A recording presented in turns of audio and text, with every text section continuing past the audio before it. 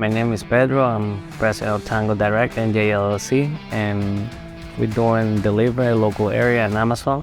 HK is a place where I come to buy my trucks and to do maintenance and buy parts for my truck. They always there and they answer my question, and I feel pleased to come here anytime. In my fleet, I have 5 trucks right now. Lion is the first electric one that we have.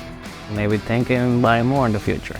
We're pretty pleased with the work that Lion 6 has been doing. We're saving a lot of time that we don't have to stop at the pump. You go back to your base, you plug it in the morning, ready to go.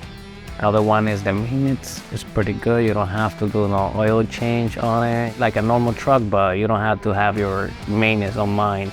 Time is money, and you spend the time, you spend the money, you need to keep moving to be profitable in the truck industry. And with Lion, we see like saving time and money, and that's why we decided to go electric.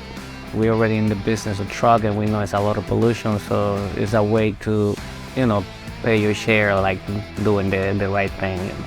And the team here in HK, pretty good, to be honest. Every time I have a question, they only have the answer there. They're like a family for me, and my business, I've been 14 years already, and coming here is like going home.